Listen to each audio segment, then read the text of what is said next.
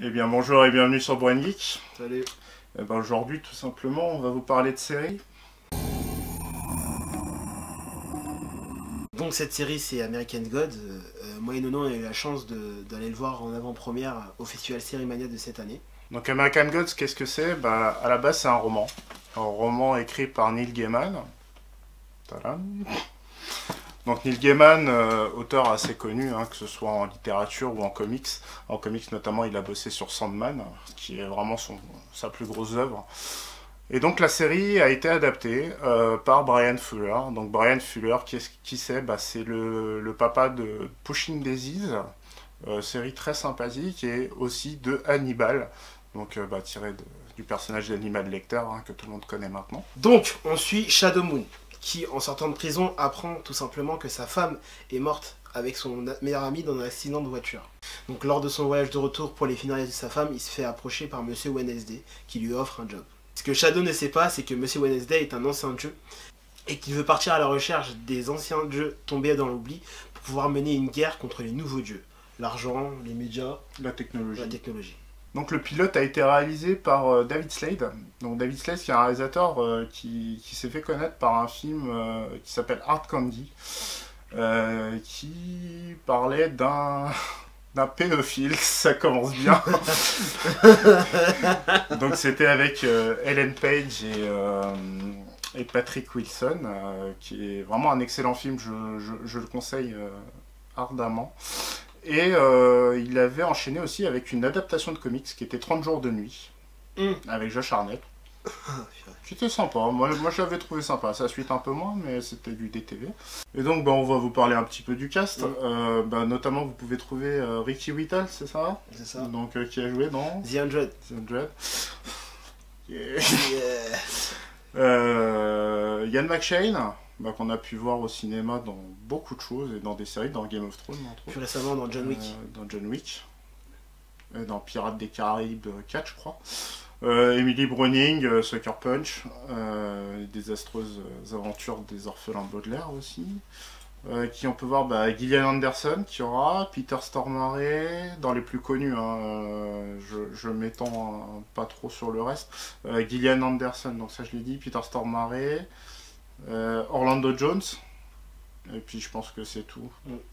Alors qu'est-ce qu'on a pensé du pilote, Arnaud? Moi j'ai kiffé. Pareil. J'ai réellement kiffé. Moi déjà une des premières choses que je pourrais dire c'est la qualité, mais la qualité technique, c'est à dire que alors je connais pas exactement le budget de la série, mais tu sens qu'il y a du pognon derrière. C'est clair, que ce soit au niveau... C'est super beau, la réal est super stylée. Moi il y a un truc que j'ai beaucoup aimé, c'est à dire que en fait pendant la série, enfin pendant le pilote, vous avez des scènes un petit peu oniriques, des scènes de rêve, vous avez des scènes de flashback qui racontent des histoires. Et c'est la première fois que je vois ça dans une série, c'est-à-dire qu'il y a l'utilisation du cinémascope, du format cinémascope. Donc le format cinémascope, c'est un format cinéma de 35, voilà. Et c'est quelque chose qui donne vraiment une impression très encore une fois, très cinématographique. On l'a vu en salle, mais on se demandait si à un moment si c'était pas un film. Quoi. C'était très bien, c'était très bien reconstruit, mais ça c'était les plans, comment ça a été fait. Il y a des très beaux plans, la photo est magnifique. Et c'est vrai que le fait d'avoir pris David Slade pour réaliser l'épisode montre que derrière il y a une volonté de faire justement quelque chose de très cinéma derrière.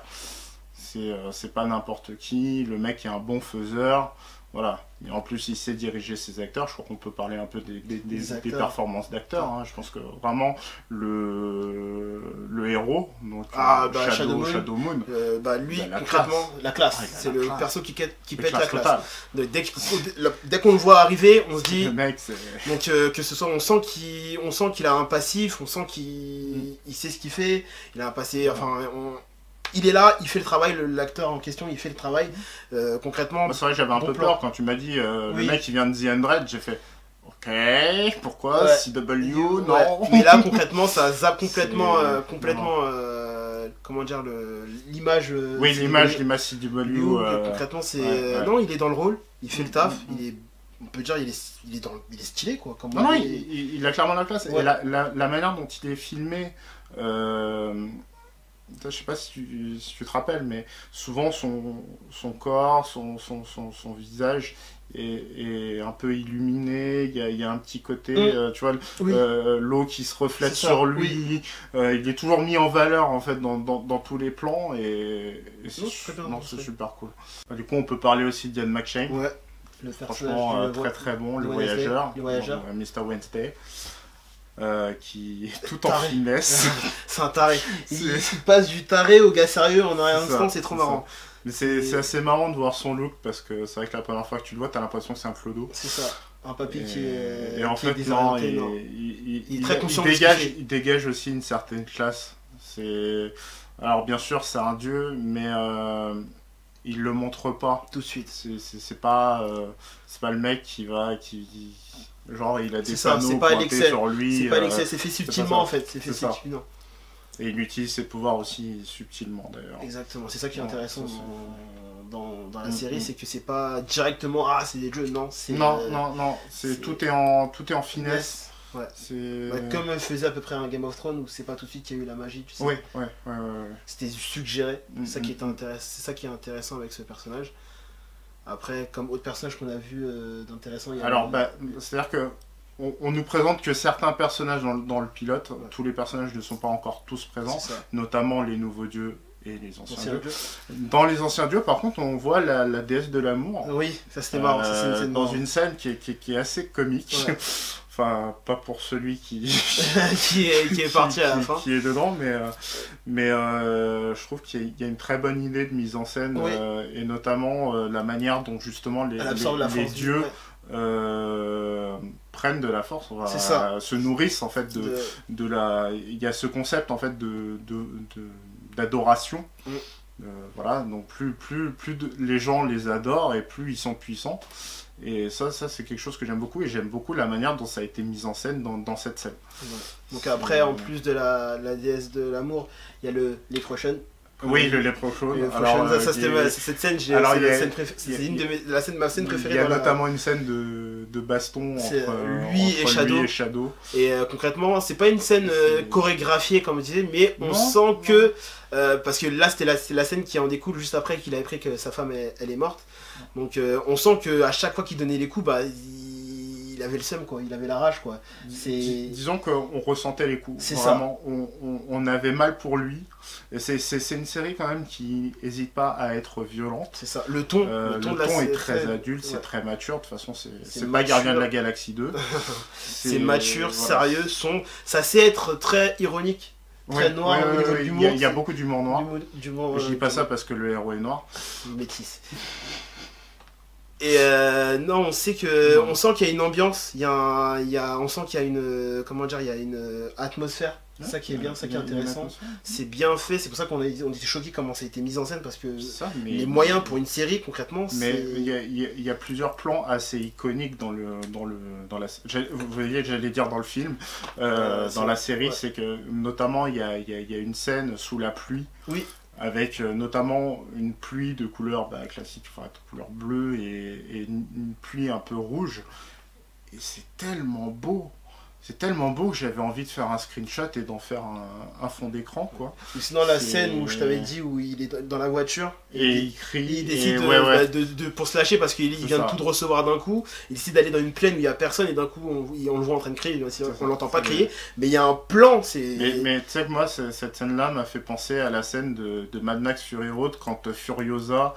Tu vois, elle apprend à genoux, elle apprend qu'en fait il n'y a rien, il n'y a pas de... Exactement, et on entend juste... Et c'est ça. Voilà, exactement. Et c'est à peu près le même impact qu'on ressent en fait dans la série, à ce passage-là.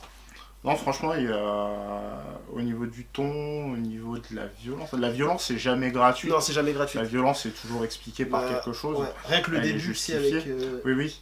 Alors oui, tout au début, il y a une scène qui peut paraître un peu hors du temps, hors de la série. C'est des Vikings. En fait, il y a les Vikings qui arrivent pour la première fois aux États-Unis, voilà. Où il y a les Indiens. Et cette scène, elle est juste... au début, quand on voit la scène, on dit mais pourquoi elle est là? Mais au fur et à mesure... Alors, on comprend pas trop. Ouais. C'est vers la fin, au final, que tu comprends en fait pourquoi elle était là. Et après, on voit... en fait, ils sont arrivés aux États-Unis où il y a les Indiens... Les Indiens, Amérindiens, les natifs américains, et ils posent les pieds aux États-Unis, et dès qu'ils veulent aller plus loin, et ben ils peuvent pas y aller parce qu'automatiquement ils sont tués. Donc là, en fait, cette scène, c'est juste le périple qu'ils ont fait, qu'est-ce qu'ils ont dû faire pour pouvoir repartir. Et rien que cette scène pendant 5 minutes, je crois. Ah oui, facile. 5 minutes, 5 minutes, ils nous montrent ce qu'ils ont dû faire pour pouvoir repartir. Et encore une fois, c'est lié justement à la mythologie, à leur croyance. Exactement. Leur croyance envers le dieu, voilà, qui va les amener à faire certaines choses pour pouvoir revenir chez eux, tout simplement. Ouais. Donc, qu'est-ce qu'on en a pensé en général? Bah franchement, moi je suis très enthousiaste.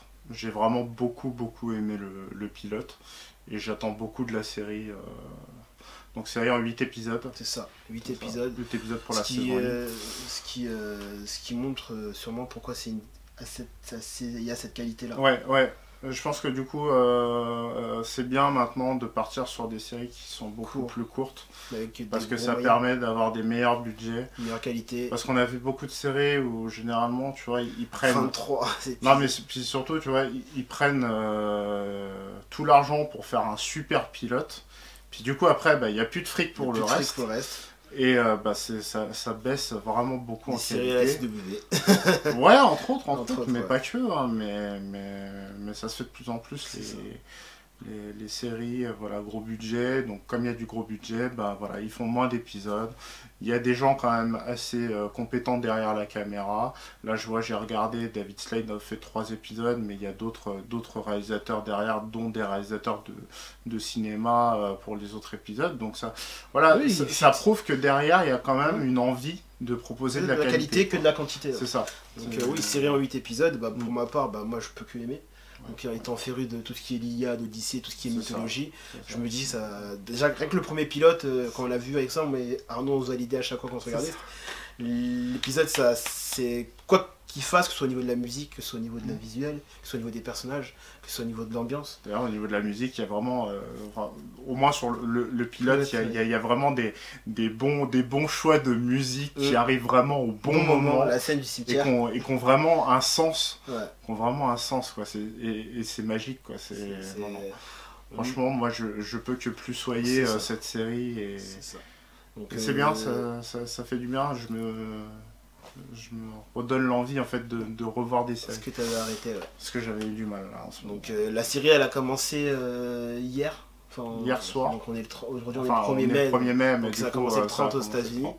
Donc nous on attend la suite étant donné qu'on a déjà vu l'épisode, donc on attend la suite. Donc on espère que le ton du pilote va être le même pendant toute la série, voire mieux. J'espère qu'il n'y aura pas de baisse de rythme, en fait, de baisse de régime ou de qualité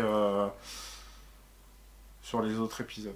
Mais je pense pas, je suis assez confiant aussi.